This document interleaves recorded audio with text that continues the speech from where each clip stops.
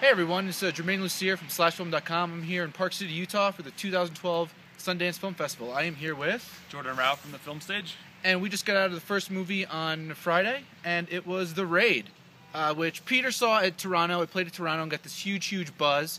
Picked up by Sony Pictures Classic. Immediately for reboot, and then they finally realized, wait, we have this great movie on our hands.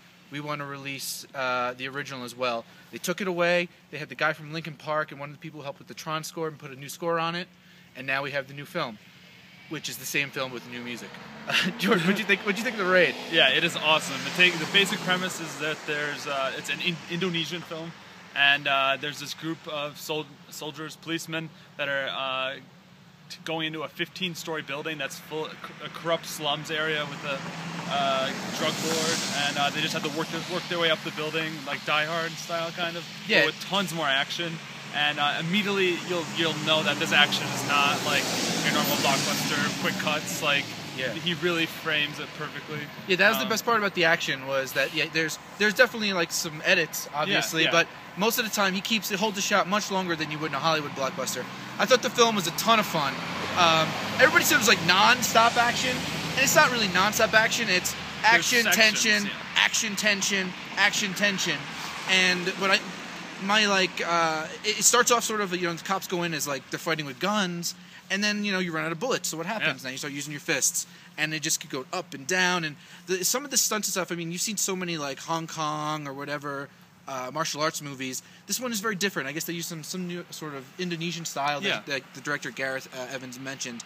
It's very rough, natural, brutal. Like every punch hurt, you can feel it. The violence. Will be R-rated, no question. Yeah. Bones are broken. Every limb is shattered. For me, I mean, though, a lot of times with these movies, sometimes it gets a little repetitive. Yeah. Well, I think with each action scene, he always wanted to push it to the next step. So, because there's a comfortable level where you think it's going to be over, and then he goes beyond that, then he goes beyond that, and then he goes beyond that. And so by that third time, you're like, okay, all right. Yeah. It just keeps amping up. The final fight is just insane. Yeah. And yeah, I mean, it's a fantastic action movie. If you get a chance to see it, it comes out in March, right? March 23rd, yes. March 23rd. Limited, probably. Limited, but it'll get a release. And the one thing about the remake is, watching this movie, there's not much dialogue, so I feel like a remake's pretty needless. A remake is so needless because it's all action. There's no the premise of the movie isn't what's great. Yeah, anyone can watch the movie, and people in our audience were cheering like. There's about 10 moments in the movie where the whole audience is like, oh, just because somebody just got nailed really bad or something like that. But yeah, an American remake is so pointless just because.